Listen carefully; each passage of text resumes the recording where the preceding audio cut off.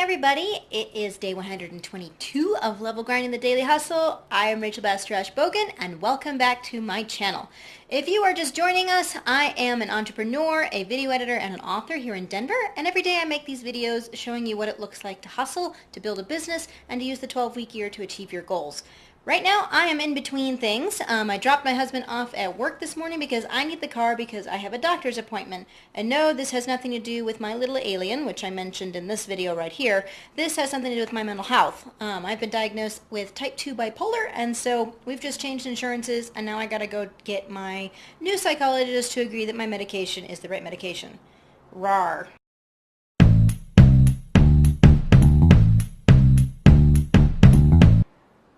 But while I've been waiting for that, in between dropping my husband off and when I have to leave for my appointment, I have just been taking care of a couple of details. Got yesterday's video online, and now I'm sitting down and enjoying my cup of coffee, and I'm going to get back into reading The One Thing by Gary Keller. I mentioned this video yesterday, and I apologize for the frog that's in my throat. So far, it's been a really good book in terms of helping me think and narrow down what is the one thing that my company is going to be really good for. What is the one thing that I'm going to be known for, and what is the one thing that I'm going to focus on.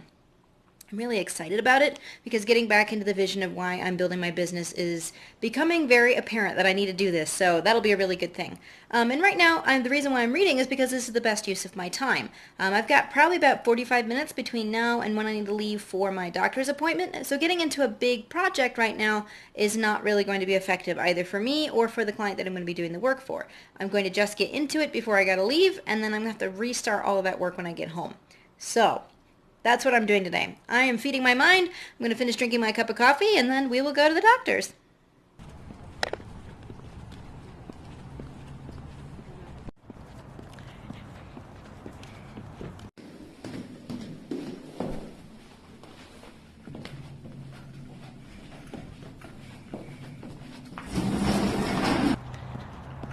Well, that was relatively painless. It's nice when you go see a doctor and you're already set. In terms of my bipolar, like my medication is working, I'm completely stable, and so basically it was, well, okay, let's get to know each other. Is there anything important that I need to know? And so that conversation went really well. So now I'm going to head home, get back to work. I gotta look at my to-do list because I'm not certain what I actually need to do today now that my appointment is done. So yeah, thankfully that's why you have to-do lists, right? No, this gives me everything that I need to be able to start working on my talk. I'm really happy about how everything worked out. So yeah, this gives me a really great direction for crafting this because I'm planning on crafting this for the rest of the week. Okay, wonderful. I'm looking forward to it. Thanks, Patrick. Yeah, bye. Oh my goodness, so that's what I ended up doing when I first got home. While I was in the doctor's, I got a phone call from Patrick Southern. He's the guy that's coordinating the talk that I'm going to be giving in NAB. The event is called Faster Together, and so he's putting together like all the speakers, what are they going to talk about, and so he had some questions about my talk, like what was I going to speak about, how was I going to approach things, and so that ended up being really good because I'm planning on working on my talk, like off and on, especially for the end of this week. And so now I have a really good direction to go in to be able to do that. That way I'm not just like going out in left field. Like the problem with creativity, and especially when you give somebody a blank space, is that there's no rules. A lot of people complain because they say, well, you should never have rules in creativity. You should be able to go wherever you want. And I find actually having a few rules, a few boundaries that you need to work in is actually a whole lot better for actually creating something that's actually going to matter.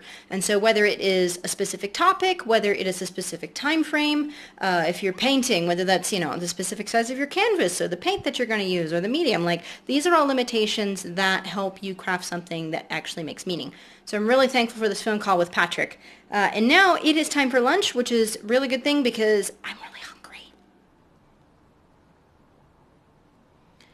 I am sitting down to eat. Finally, good grief, sometimes cooking takes forever when I'm hungry. So while I was making supper, or making whatever this meal is, lunch, I was thinking about my conversation that I just had with Patrick and about what I am doing and what I'm going to be talking about at NAB.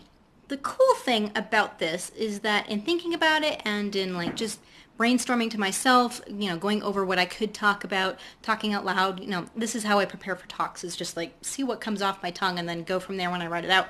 The cool thing about it is that in talking about it, I realized something that I'm extremely passionate about, and that is storytelling and connecting with an audience. That is the most important thing for me. And in this conversation that I'm having with myself about my vision for my company, about what's the thing that I am focusing on, like, why am I doing this anyway? Why am I in business? Why is it important that I do what I do?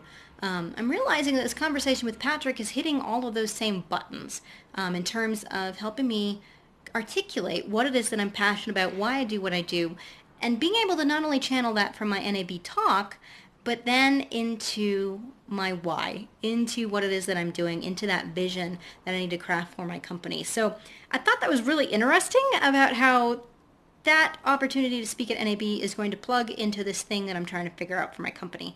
And I'm really excited to noodle over both of these things because they're so interconnected.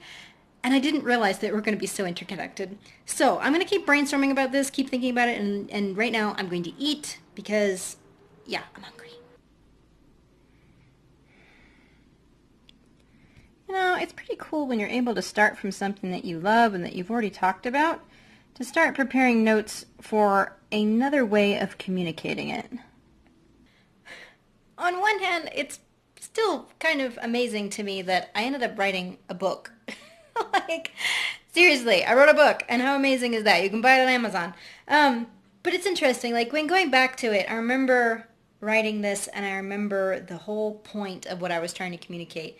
And this paragraph on page 18 in my book is something that I'm going to bring up in my NAB talk.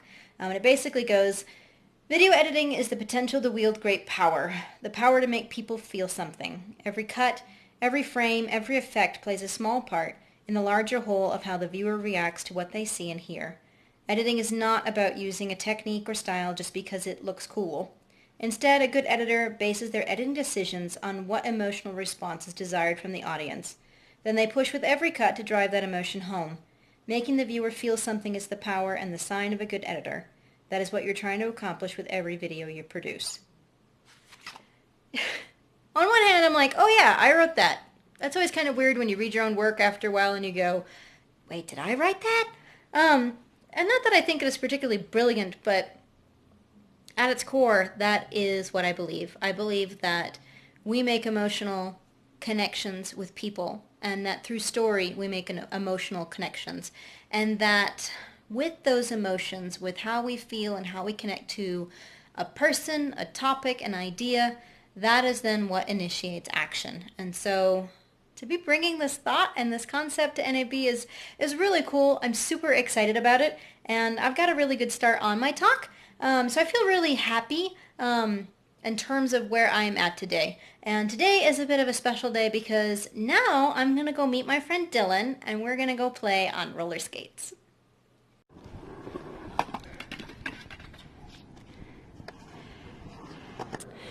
So this is the Stapleton Skate Park. It's really small. It's in a residential neighborhood, so it sees a lot of scooter kids. But the beauty of being here in between school hours is that it's usually empty and it's just adults playing around on skateboards, roller skates, even scooters. I've even seen somebody bring a BMX bike here. So I'm excited to be out here. Dylan should be here shortly. He's running late, but in the meantime, I'm going to go carve.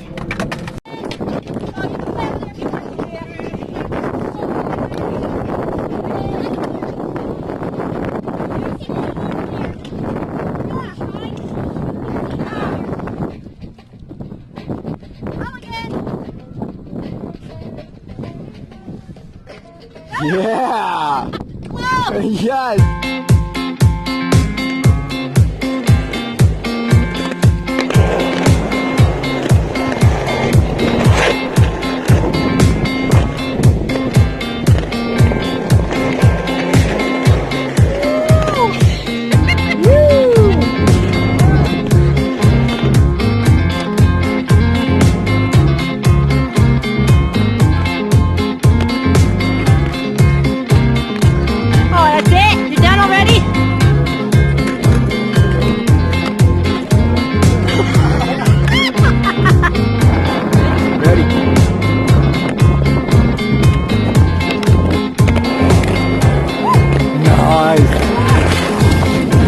Good save, good save!